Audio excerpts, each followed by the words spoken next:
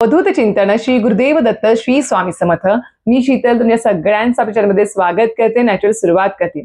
म्हणजे आज आहे गुरुवार, त्यामुळे सर्व स्वामी भक्तांना सेवे करणं शुभ गुरुवार।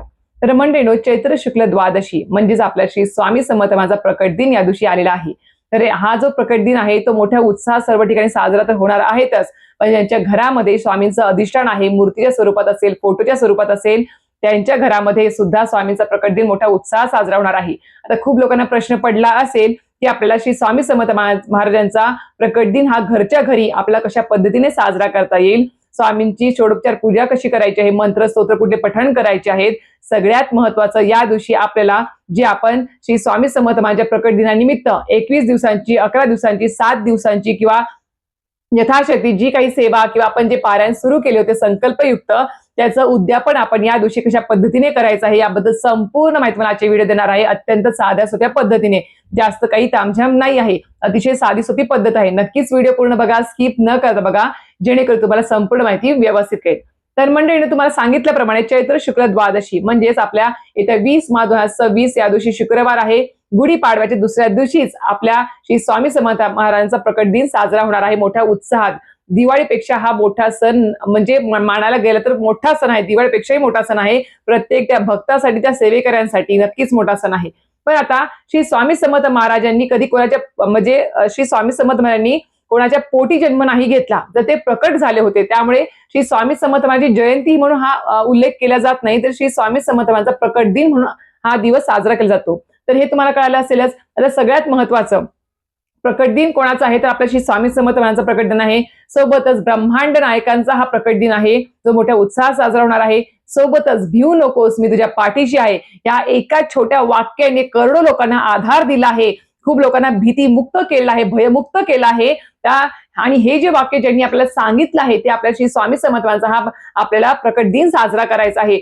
तो त्या प्रकट दिन साजरा करताना आपल्याला कुठल्याच गोष्टीची कमतरता राहू नये, यासाठीच आजचा हा व्हिडिओ असणार आहे। म्हणून सांगते की आधी साध्या सोप्या पद्धतीने सुद्धा तुम्ही श्री स्वामी समर्थ महाराजांचा प्रकट दिन घरच्या घरी साजरा करू शकता। कारण की श्री स्वामी समर्थ महाराजांना फक्त तुमची भक्ती जास्त महत्वाची आहे, श्रद्धा महत्वाची आहे, विश्वास महत्वाचा आहे, बाकी दुसरा कुठला तामझाम महत्वाचा नाही। तुम्ही पंचपक्वान्न ताट जर त्यांच्या समोर मांडलं, सोनं चांदी जरी त्यांच्या समोर तुम्ही मांडलं किंवा सोन्याचा हार, चांदीचा हार जरी त्यांना घातलं, तरी सुद्धा त्यांना काही फरक नाही। त्यांना फक्त तुमची भक्ती हवी आहे, तुमचं नामस्मरण, तुमची सेवा, तुमचं याच गोष्टीचं पारायण असेल किंवा कुठली गोष्ट असेल, पण ती भक्ती जास्त त्यांना महत्वाची आहे, बस। त्यांना इतर कुठल्या गोष्टी महत्वाच्या नाही। मग तुम्ही यथाशक्ती जरी साध्या सोप्या पद्धतीने जरी प्रकट दिन साजरा केला, स्वतःच्या यथाशक्तीने, स्वइच्छेने, तरी सुद्धा चालणार आहे। ती सुद्धा सेवा, ती सुद्धा प्रत्येक गोष्ट स्वामी महाराज स्वीकारणार आहेत। असं नाही की एवढंच पाहिजे, हेच पाहिजे, तेच पाहिजे, असं काही सुद्धा नाही आहे। तर सगळ्यात महत्वाचे मुद्द्यावर येऊया, ते म्हणजेच काय, श्री स्वामी समर्थ महाराजांचा प्रकट दिन आता 20 मार्च आपल्याला साजरा करायचा आहे, तर तो कशा पद्धतीने करायचा आहे ते आपण बघूया। तर म्हणजे सर्वप्रथम 20 मार्चला सकाळी लवकरात लवकर उठायचं आहे आणि आपल्याला श्री स्वामी समर्थ महाराजांच्या मूर्तीवर असेल किंवा फोटोवर असेल जो काही आपल्याला षोडोपचार पद्धतीने अभिषेक करायचा आहे, तो आपल्याला जवळपास 8:30च्या अगोदर जर अभिषेक झाला तर अतिशय उत्तम, नाहीतर 10 वाजायच्या अगोदर तरी सकाळी अभिषेक झालाच पाहिजे। नक्कीच प्रयत्न करा, एक दिवस आहे आणि या दिवशी फक्त आणि फक्त आपला श्री स्वामी समर्थ महाराजांच्या सेवेकडे, त्यांच्या प्रत्येक गोष्टीकडेच लक्ष केंद्रित करायचं आहे। वाटलं एक दिवस सुट्टी घ्या सेवेकऱ्यांनो, पण नक्कीच हा दिवस सारखा सारखा आपल्या आयुष्यात येत नाही किंवा वर्षभरात प्रत्येक दिवशी येत नाही। म्हणून सांगते की, आणि हा जो दिवस आहे श्री स्वामी समर्थांचा प्रकट दिन, हा काही मागण्याचा दिवस नाही आहे त्यांच्याकडे किंवा कुठल्या इच्छा पूर्ण करून घ्यायचा दिवस नाही आहे, तर एक कृतज्ञता व्यक्त करण्याचा, आभार व्यक्त करण्याचा हा दिवस आहे। कारण की श्री स्वामी समर्थ महाराज या दिवशी प्रकट झाले होते, म्हणूनच आपल्या आयुष्यात श्री स्वामी समर्थ महाराज आले आणि आपल्याला त्यांची सेवा करण्याचं, भक्ती करण्याचं भाग्य लाभलं। आणि सगळ्यात मोठं परम भाग्य समजा की त्यांनी आपल्याला म्हणजे आपल्याला स्वीकारलं सेवेकरी म्हणून, आणि आपण आज त्यांचं नामस्मरण करतो आहे। कारण की प्रत्येकाच्या मुखात श्री स्वामी समर्थ हे नाव येत नाही।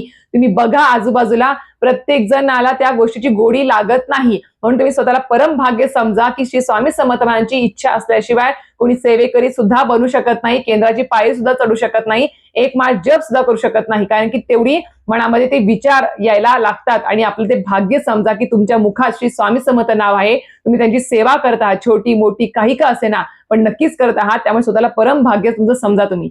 तर नक्कीच हा दिवस कृतज्ञता व्यक्त करण्याचा हा दिवस आहे। त्यामुळे या दिवशी फक्त आणि फक्त आपल्याला त्यांची कृतज्ञता व्यक्त करायचं आहे, आभार व्यक्त करायचा आहे की तुम्ही आमच्या तुम्ही आमच्या आयुष्यात आले, आमच्याकडून सेवा करून घेत आहेत आणि त्या सेवेमुळे आज आमचं आयुष्य खूप चांगल्या पद्धतीने चालू आहे.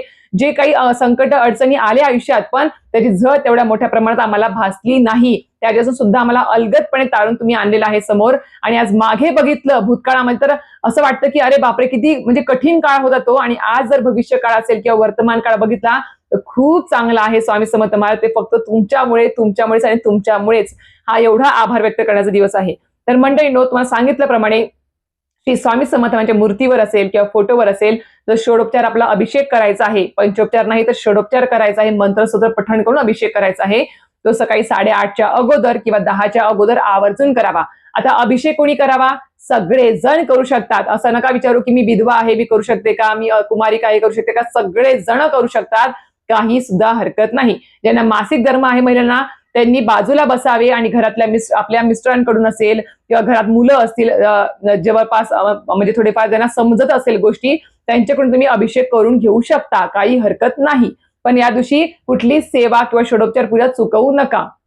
आता सगळ्यात महत्वाचं, ज्यांच्या घरामध्ये स्वामी समर्थांची मूर्ती आहे त्यांनी काय करायचं आहे, तर सर्वप्रथम या दिवशी आपलं घर स्वच्छ करायचं, पूर्ण टापटीप करायचं, एकदम स्वच्छ.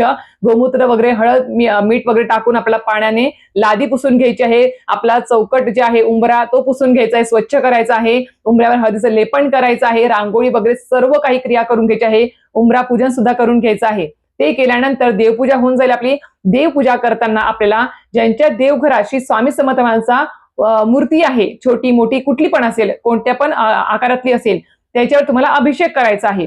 आता देवपूजा झाली, धूप दीप लावून घ्यायचं आणि आता समोर तुम्ही पाटावर किंवा चौरंगावर पिवळं वस्त्र अंथरा किंवा लाल वस्त्र अंथरा, त्यावर ताम्हण ठेवायचं. ताम्हणामध्ये श्री स्वामी समर्थांची मूर्ती तुम्ही ठेवायची आहे आणि त्याच्यावर पहिल्यांदा तुम्ही पंचामृताने सुद्धा अभिषेक करू शकता. श्री स्वामी समर्थ, श्री स्वामी समर्थ म्हणून 5 वेळेस पाण्याने, पंचामृताने, पाण्याने, असं तुम्ही 5-5 वेळेस म्हणून पंचामृताने अभिषेक करावा. ते स्वच्छ धुवून पुसून घ्यायचं मूर्ती आणि त्याच्यानंतर परत ती ताम्हणामध्ये ठेवायचं आणि जे काही दह्याचं वगैरे जे काही आपण पंचामृताचं आहे ते सुद्धा त्याच्यामध्ये असू द्यायचं, फक्त मूर्ती स्वच्छ करून घ्यायची. आता मूर्तीवर आपल्याला षोडोपचार पूजा करताना आपल्याला मंत्र स्तोत्र पठण करून आपल्याला षोडोपचार पूजा करायची, म्हणजेच अभिषेक करायचा आहे. जमलंच तर साध्या पाण्याने, पिण्याच्या पाण्याने जरी अभिषेक केला तरी सुद्धा चालणार आहे. एकतर गळती लावून द्या किंवा पळीने तुम्ही पाण्याने अभिषेक करू शकता. आता पळीच्या पाण्याने अभिषेक करताना आपल्याला कॉन्सन्ट्रेट होत नाही. मग घरामध्ये एखाद्याला बसवा बाजूला, त्यांनी ते वाचन करावं आणि एकाने ते पळीने पाणी ने अभिषेक स्वामींना घालावा तरी सुद्धा चालेल. त्यामुळे प्रत्येकाकडून घरातून ती म्हणजे एक सेवा घडून जाईल एक प्रकारे. हे झाल्यानंतर आता तुम्हाला मंत्रसूत्र कुठले पठण करायचे आहेत, तर सर्वप्रथम तुम्हाला अथर्व शीर्षम 1 वेळेस पठण करायचं आहे. त्यानंतर तुम्हाला पुरुष सूक्तम 16 वेळेस पठण करता तर अतिशय उत्तम, नाहीतर 1 वेळेस पठण करा.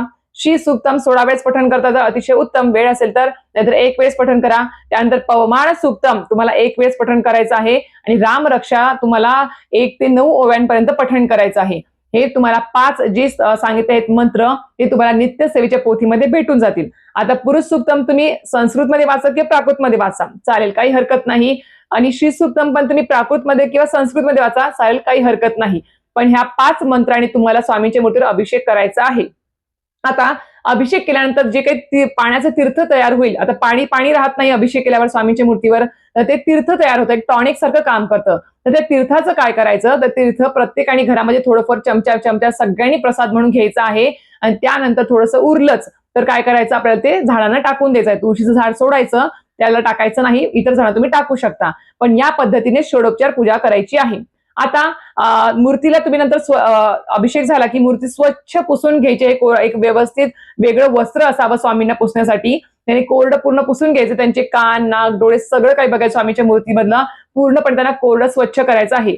ते केल्यानंतर स्वामींच्या मूर्तीला तुम्हाला हिना अत्तर लावायला विसरायचं नाही. हिना अत्तर स्वामींना खूप आवडतं, त्यामुळे हिना अत्तर लावायचं आहे. कापसाच्या बोळ्याने तुम्ही लावू शकता, त्यांना पूर्णपणे ते लावायचं आहे. ते लावल्यानंतर मग तुम्ही जे काही वस्त्र स्वामींसाठी आणले आहेत, जे काही हार आणले आहेत, फुलं आणली आहेत, ते सगळे त्यांना अर्पण करायचं आहे. अष्टगंध लावायचं, चंदनाचा टीका त्यांना लावायचा आहे आणि त्यांना देवघरात स्थानापन्न करायचं आहे. ते केल्यानंतर तुम्ही त्यांना चाफ्याची फुलं, पिवळी वस्त्र तुम्ही तिथे अर्पण करू शकता. त्यांना ते खूप आवडतात, पिवळा कलर, म्हणून सांगते आहे.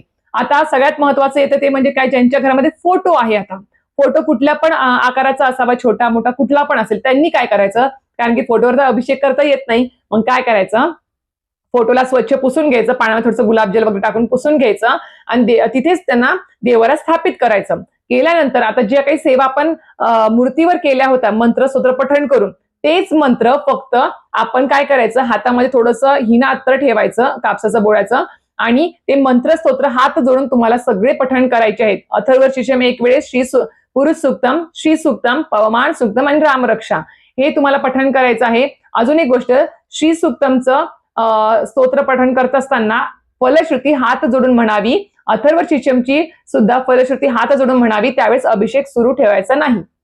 एवढे एक नोट करा. ते केल्यानंतर हे स्तोत्र मंत्र आपल्याला फोटो समोर फक्त फोटो स्वच्छ करून देवारात ठेवायचा आणि त्याच्यासमोर फक्त हात जोडून आपल्याला ते मंत्र स्तोत्र पठण करायचे हे मनापासून. आणि त्यानंतर तुम्हाला ते म्हणून झाले की तुम्हाला हिना अत्तर घ्यायचं, स्वामींच्या छातीला, हाताला, फोटोला त्यांना सगळीकडे लावायचं. त्यानंतर मग तुम्ही फोटोला सुद्धा हार वगैरे, अष्टगंध वगैरे असेल, फुलं वगैरे सर्व काही त्यांना अर्पण करायचे आहे. या पद्धतीने तुम्ही फोटोचा अभिषेक करू शकता. हे झालं. या दिवशी तुम्ही जर तुम्हाला इच्छा असेल, ज्यांच्याकडे स्वामींची मूर्ती, फोटो नाही आहे, ते सुद्धा आपल्या देवाला स्वामींची मूर्ती, फोटो स्थापित करू शकतात. याच्या संदर्भात आपल्याला पंचधातूची स्मृती घ्या, मी सांगेल तेवढं तर नक्कीच बघायला गेलं तर. आणि फोटो सुद्धा तुम्ही नक्कीच असावा आपल्या देवाऱ्यामध्ये, कारण की आपल्या घरात स्वामींचं अधिष्ठान खूप असणं महत्वाचं आहे. कारण की एक वडीलधाऱ्या व्यक्तींचं स्वामींचं घरामध्ये अधिष्ठान असलं तर नक्कीच आपल्याला एक आधार वाटतो आणि आपली सेवा सुद्धा त्यांच्यापर्यंत पोहोचते. म्हणून सांगते आहे, नक्कीच मी या दिवशी स्वामींचं, जर समजा पहिला स्वामींचा फोटो होता, मूर्ती होती, ती खराब झाली आहे तर ती पाण्यात विसर्जित करून द्या आणि नवीन त्या दिवशी तुम्ही स्थापित केली तरी सुद्धा चालेल, काही हरकत नाही. हे झालं.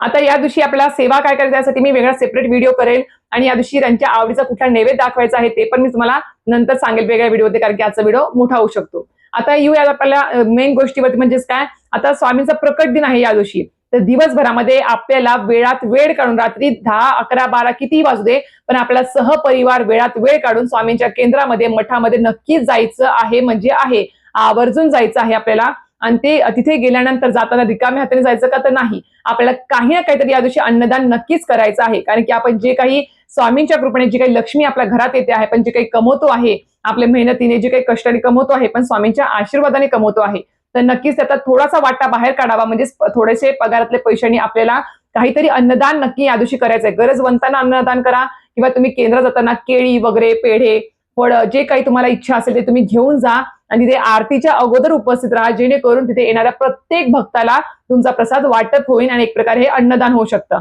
किंवा महाप्रसाद काही काही केंद्रामध्ये असू शकतो, मठामध्ये असू शकतो स्वामींच्या, तिथे जर तुम्ही अन्नदानाला पैसे दिले किंवा काही साहित्य दिलं धान्यामध्ये, कशा पण स्वरूपामध्ये, तरी सुद्धा चालणार आहे. ती पण एक खूप मोठी गोष्ट आहे. अन्नदानापेक्षा श्रेष्ठ दान कुठलंच नाही, मी खरं सांगते. म्हणून या दिवशी अन्नदान नक्कीच करा.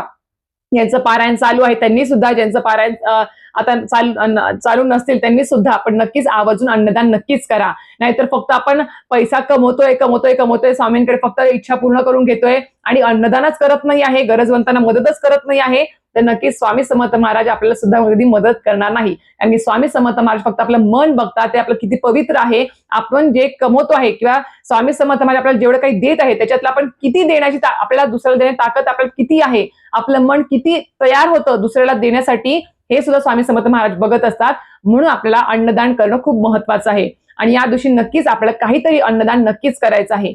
हे झालं. तर युवात मेन मुद्दा म्हणजेच काय, सगळ्यांना प्रश्न पडणारा की ज्यांचं कोणाचं 21 दिवसांचं, 11 दिवसांचं, 7 दिवसांचं, 5 दिवसांचं, यथाशक्ती 1 दिवसाचं पारायण असेल, श्री स्वामी चरित्रसारामृत असेल किंवा इतर कुठले पारायण असतील. आता गुरुचरित्राचा इथे मी उल्लेख करणार नाही, कारण की त्याचं उद्यापन थोडा वेगळ्या पद्धतीने असतं. पण ज्यांचे श्री स्वामी चरित्रसारामृताचे पारायण चालू आहेत किंवा इतर 14वा अध्याय, 18वा अध्याय किंवा तारक मंत्र, जे काही तुमचे संकल्पित सेवा असतील चालू, त्याचं उद्यापन या दिवशी कसं करायचं, तर या दिवशी काही सुद्धा जास्त तामझाम करायची गरज नाही. फक्त गोडाधोडाचा दिवशी नैवेद्य करावा, पंचपक्वानांचा नैवेद्य करावा. जमलं तर पुरणपोळी केली तर स्वामींना ती आवडते, ते तुम्ही सुद्धा त्या दिवशी नैवेद्य तो दाखवावा. गोडधोड काहीतरी करावं. जर तुमची इच्छा असेल तर, आणि कोणी येऊ शकणार असेल तर एखादं जोडपं जीव घाला किंवा एखादा मुलगा जीव घाला, छोटेसे लहान मुलं जीव घातले तरी सुद्धा चालेल, काही हरकत नाही. पण यथाशक्ती बरं का, कंपल्सरी नाही, तुमची इच्छा. नाहीतर सरळ सरळ तुम्हाला जर कोणाला जीवच घालायचा आहे, कोणी येत नसेल, सरळ सरळ केंद्रामध्ये पैसे दान करा, अन्नदानामध्ये किंवा जिथे प्रसाद वगैरे असतो तिथे तुम्ही दान करा तरी सुद्धा चालेल, ते पण तुमचं उद्यापनामध्ये येऊन जाईल. फक्त स्वामींचा गोडधोड नैवेद्य दाखवा, आरती करा. या दिवशी घरामध्ये सामूहिक पद्धतीने मोठ्या आवाजात आरती झालीच पाहिजे, जय जयकार स्वामींचा झालाच पाहिजे या दिवशी घरामध्ये.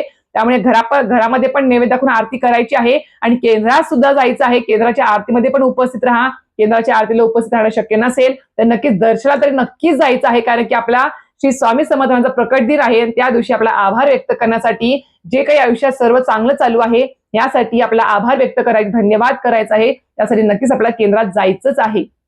तर यापर्यंत तुम्ही नक्कीच आपला उद्यापनाला मी खरं सांगितलं, परत जास्त काही तामझाम करायची गरज नाही. फक्त गोडधोड नैवेद्य घरामध्ये करा, पंचपक्वान्नाचं नैवेद्य करा, तो स्वामींना दाखवा, सामूहिक आरती करा.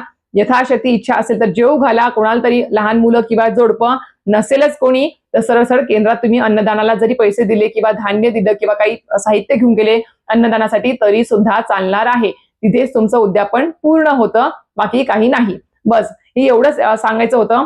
अजून सुद्धा तुम्हाला या सगळ्या गोष्टींमध्ये काही जर तुम्हाला प्रश्न शंका असतील अजून काही उद्यापनाच्या किंवा स्वामी समर्थ माझा प्रकट दिनानिमित्त, तर नक्कीच कमेंट बॉक्समध्ये विचारा. मी नक्कीच त्याचं उत्तर द्यायचा प्रयत्न करेल. फक्त एकच परत सांगेल की या दिवशी ब्रह्मांड नायकांचा प्रकट दिन आहे.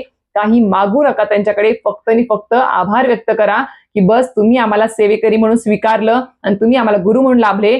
हीच खूप मोठी आम्हाला म्हणजे भेट आहे म्हणायला हरकत नाही या जन्मात तरी, आणि येणाऱ्या प्रत्येक जन्मात तुम्हीच आम्हाला गुरु म्हणून लाभा स्वामी समर्थ महाराज, आणि आम्हाला सेवेकरी म्हणून तुम्ही स्वीकार करा. बस एवढंच त्यांच्याकडे आपण मागणं मागायचं आहे. बस बाकी स्वामी समर्थ महाराजांना तुमचं मन कळतं, तुम्हाला कधी काय कुठे कसं द्यायचंय हे त्यांना सगळं माहिती आहे. आपल्याला त्यांना काही सुद्धा सांगायची गरज नाही. फक्त तुमचं कर्तव्य आहे रोज नित्य सेवा करणे, पंचमहायज्ञ करणे, कुळाचार पाडणे, आपलं कर्म चांगलं ठेवणे, मन प्रसन्न ठेवणे आणि पवित्र ठेवणे, श्रद्धा ठेवणे, स्वामींवर विश्वास ठेवणे. बस बाकी आपल्याला त्याचं या व्यतिरिक्त आपलं काही सुद्धा आपलं कर्तव्य नाही. तर अशा प्रकारे आजचा व्हिडिओ माहिती आवडली तर नक्कीच व्हिडिओ लाईक, शेअर, सबस्क्राईब करायला विसरू नका. श्री स्वामी समर्थ.